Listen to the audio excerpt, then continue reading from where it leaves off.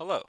In this 1.21.1 NeoForge modpack development video, we're going to be going over how to modify your creative tab with KubeJS with the startup scripts or startup events.modify create tab event.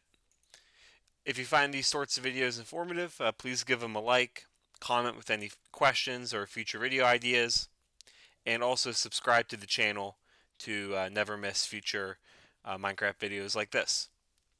In addition, these videos are brought to you by Bisect Hosting, a fantastic server hosting provider, and I will be giving more information about their services later in the video.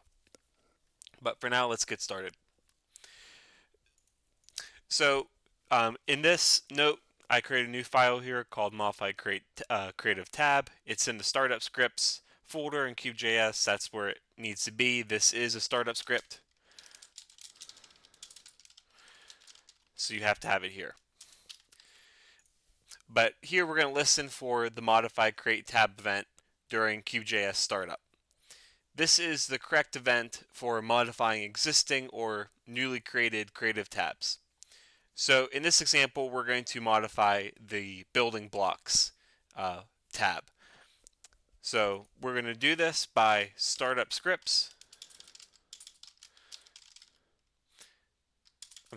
events, dot modify creative tab, and then usually you want to pass in an ID first of whatever you want to modify.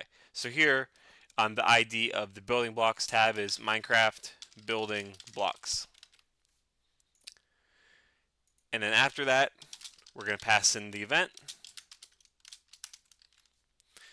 And this is where everything happens. So the event object is an instance of creative tab cube event, which provides methods to manipulate the tab's contents and properties. The first one we're going to do here is what's called set icon. So we do that with event.set icon. And then inside here, we're going to pass in an item stack or an item ID. So in this case, I want to change the creative tab icon to Minecraft diamond block. So again, set icon with the appropriate item stack passed in as a parameter. It changes the icon that represents the creative tab. Here we're setting the tab icon to a diamond block. The input here is obviously going to be an item ID string, which KubeJS automatically converts to an item stack. Next thing we're going to do here is we're going to use the event.set display name, event.set display name, and inside here we're going to pass in a translatable component. So I'll get to what that means in a second, but we're going to call this, we're going to have this in our assets folder in this case I speak English, so I'm going to put English United States.json, but obviously you can do this for any language with the appropriate identifier.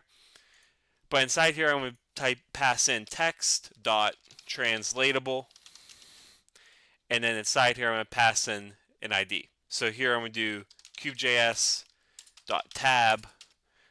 dot building blocks.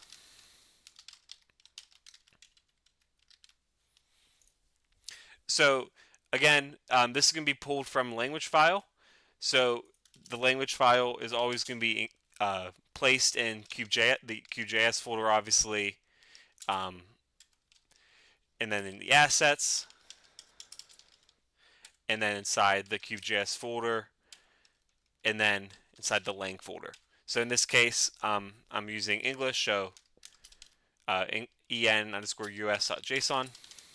That is where it's going to be. So I'm going to open that up here, and I have to type in a little bit of JSON. So again, you do that with the curly brackets. Again, I'm calling it kubejs.tab.buildingBlock, so I can just copy that, and then I'm going to here I'm going to say what I want it to be called. So I'm just going to call it awesome building blocks. So that is what's going to appear in game. So again, as a review, set display name, passing in a component. This changes the displayed name of the creative tab.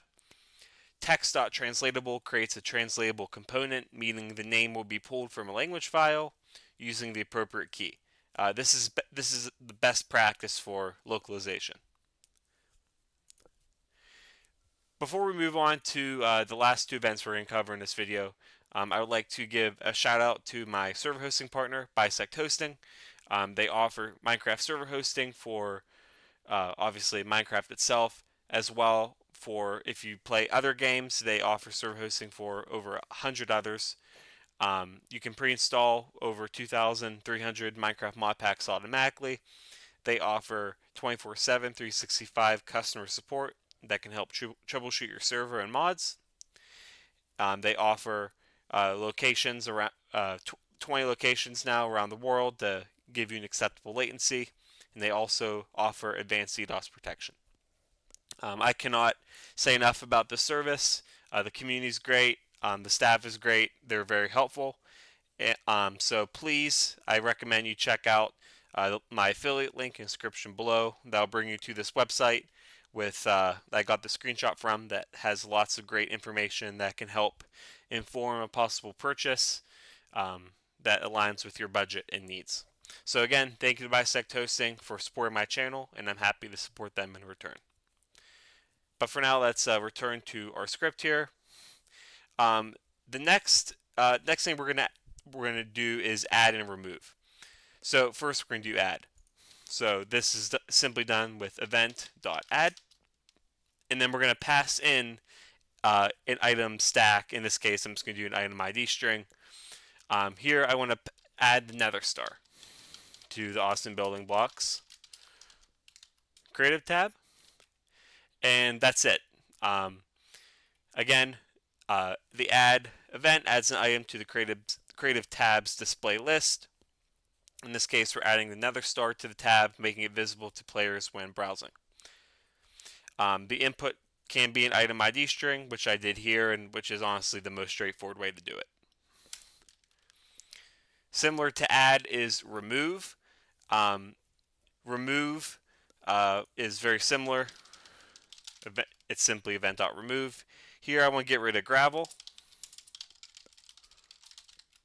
So gravel is not going to appear in the creative tab's display list. Again, you can pass in just a simple item ID, which acts as a simple item predicate. There are a couple other examples, but this is a good idea, good way to get started with this if you want to edit your creative tab. This KubeJS provides the best way to do that. As you can see, it's very simple. Obviously, if you're going to make changes, you have to restart the game since it's a startup script, so keep that in mind.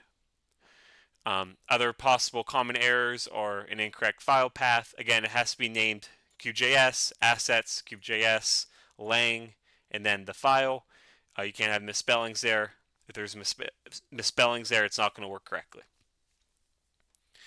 So if you found this video informative, please give it a like, comment with any questions or future video ideas, and subscribe to the channel to never miss future videos like this. Again, thank you to Bisect Hosting for supporting this video and my channel. Otherwise, thank you for your time watching this video, and have a great day.